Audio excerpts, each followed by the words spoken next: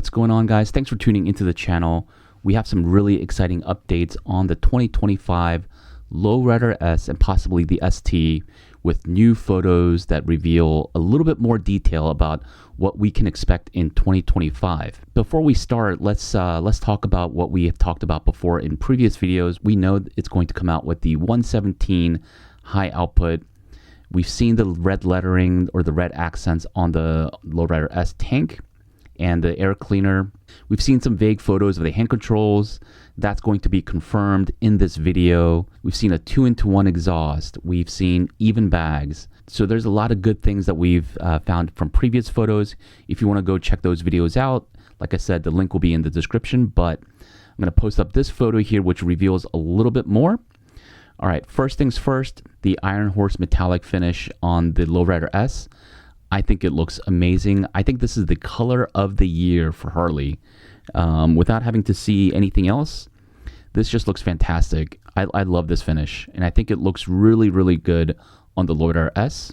We talked about the red accents.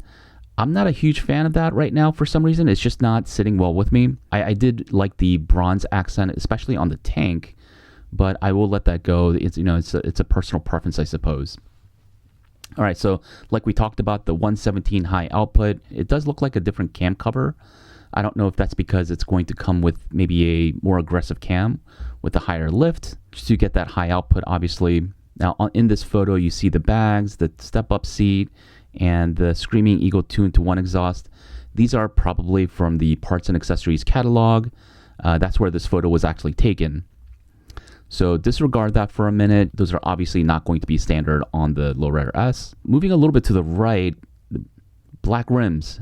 I talked about this in my previous video, but it was a rhetorical question of if they're moving away from the bronze accent on the tank and elsewhere, the bronze badging and whatnot, are they going to move away from the bronze wheels? Yes, it looks like we are moving away from bronze wheels in 2025, and Harley Davidson is giving us black rims in 2025, which I think is a great move. If I'm being honest, on my 2020 Lowrider S, I wish I had black rims. I had thought about getting them powder coated, but really excited for anybody who's going to get a 2025 Lowrider S and the ST.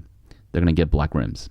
If you move towards the cockpit here, you will see that round gauge. Now, this is from a side angle. You can't tell what this gauge is. I can't tell if this is their analog digital gauge that we've seen in the previous model or if it is the Sportster S gauge. We speculated in the previous video that it will be an updated system based on what we might have seen from the hand controls. So that's still TBD, but my intuition tells me that we are going to get a new gauge that will include navigation, Bluetooth, and all that stuff. All right, so I'm going to post this other photo up here for you guys here. And this is the front view of the Lowrider S. And right away, I can see a new design LED headlight and also LED turn signals to pair with that. Not a big deal, but nice to see finally in 2025, the Lowrider S gets LED turn signals. And we might get integrated turn signals from the back as well. If you go back to the first photo, the bags, you can't tell if it has that cutout for the turn signals, but my guess will be they have integrated turn signals on rear tail light. If so, another bonus point for Harley Davidson. All right, let's keep going here.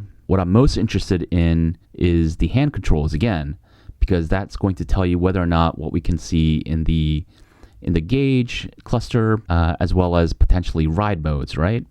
And so here we have confirmed this definitely looks like the updated hand controls that we see on the Road Glide, the 2024 and the 25 Road Glide, Street Glide. That is confirmed. You can see that little trigger button. Now this tells me that this is going to be using probably the same system from the Road Glide and the Street Glide, and it's just getting transferred down to the Lowrider S and the ST most likely. So that's super exciting. Most likely we're going to see a gauge similar to the Sportster S, if not exactly the same one, maybe updated or refreshed. 2, we're most likely going to see ride modes. Now, for a lot of you guys out there, you probably don't care about ride modes, but I enjoy having ride modes on my bike. If it's an option, I will take it. Better to have it than not, in my opinion. Provides a little bit more variance. in the kind of style of riding that you want to do. I really do enjoy having ride modes on my bikes. This is probably one of the biggest updates that we've seen on the Lowrider S ever since really the ST was introduced. It's been really fun to see the evolution of the Lowrider S from their Dyna days in 2017 all the way up until today, where we now get the 117 high output. We have the ST model as well. It's been cool to see Harley investing into this particular bike. Obviously, they know that it's a popular bike. People are loving this.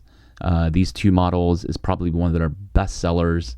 So it makes sense that they constantly want to evolve the bike and, get people excited about the Lowrider S and the ST. So there you have it, guys. Those are all the things that I think I could find with my eagle eye here. It is 11 o'clock at night, so I might be kind of glossing over a few things, but let me know what you see in the comments if I've missed anything. And like I said, if you guys want to stay updated on this type of stuff in the future, if you like this kind of content, go ahead and subscribe. I've covered 2 photo leaks in the last 2 weeks consecutively. And so this is my 3rd week in a row posting updates on the 2025 Lowrider S.